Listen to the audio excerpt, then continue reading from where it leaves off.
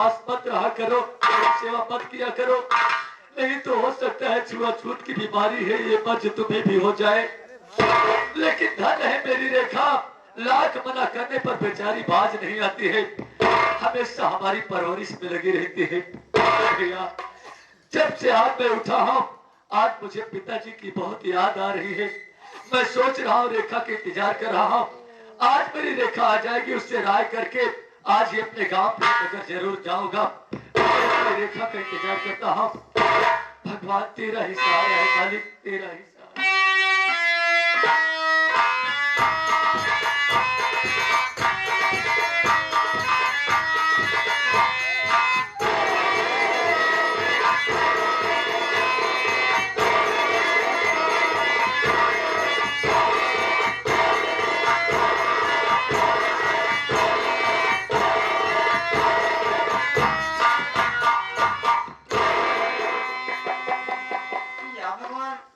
ये मैं क्या देख रही हूँ कि जब भी मैं आती थी मेरे पति जी हंसते गाते खेलते थे, लेकिन आज मैं क्या देख रही हूँ कि मेरे पति जी की आंखों में आंसू। ये कारण क्या है? आज मैं इसको जरूर पूछूंगी।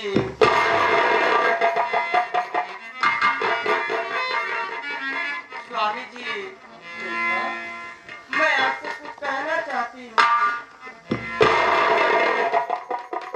देखा, मैं कब से तुम्हारा इंतजार कर रहा था और तुम इतनी लेट आ रही हो, आखिर क्या कर रही थी तुम? क्या बताऊं स्वामी जी, मैं खाना बना रही थी।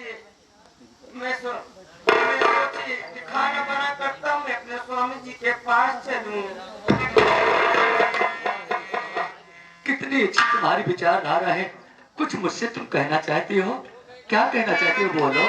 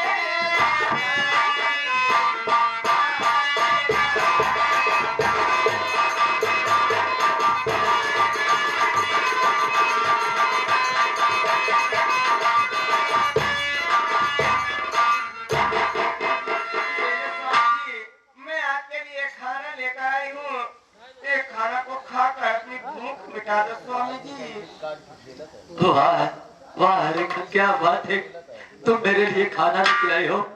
खाना जरूर खाऊंगा, लेकिन खाना खाने से पहले मैं भी तुमसे कुछ कहना चाहता हूँ। क्या कहना चाहते हो स्वामी जी? मेरे पास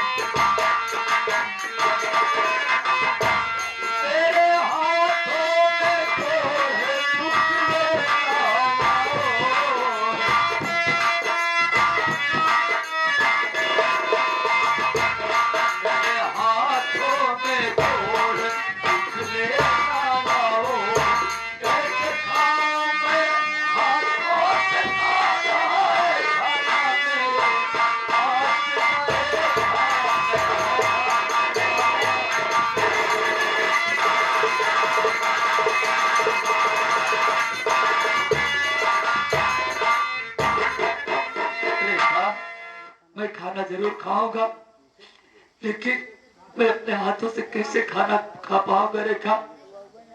स्वामी जी, मैं सब जानती हूँ कि आप अपने हाथों से नहीं खा पाएंगे। मैं अपने हाथों से खिलाऊंगा स्वामी जी।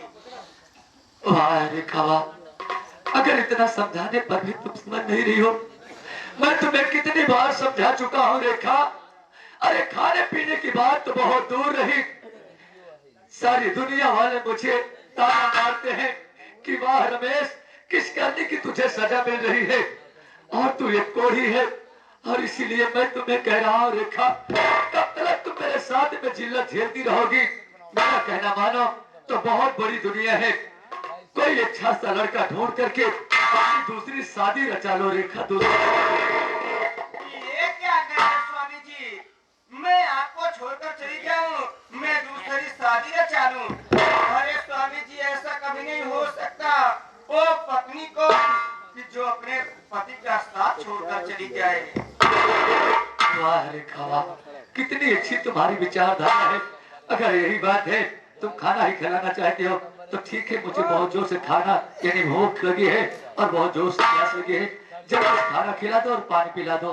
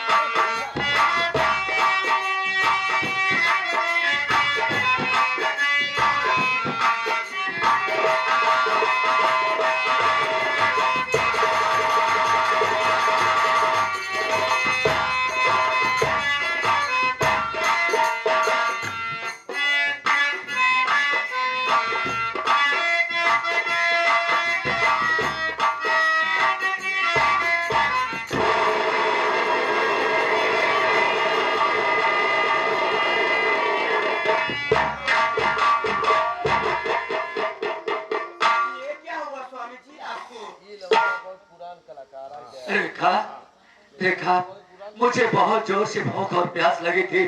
अचानक तुम रोटी का टुकड़ा मेरे मुख में डाली और रोटी का टुकड़ा मेरे गले में फंस गया। मेरा दिल तो ऐसे घबरा रहा था जैसे मेरी जान निकल जाएगी। रेखा ऐसे बातें बोलकर मेरे दिल को दुखी ना करो स्वामी। वाह रेखा, एक बात मैं तुमसे और कहना चाहता हूँ। क्या कहना चाहते? आज मुझे मेरे पिताजी की बहुत याद आ रही है। अगर तुम्हारी राय हो तो आज अपने गांव प्रेमनगर चला जाओ। मैं सबका दर्शन करके मैं कल वापस चला आऊंगा।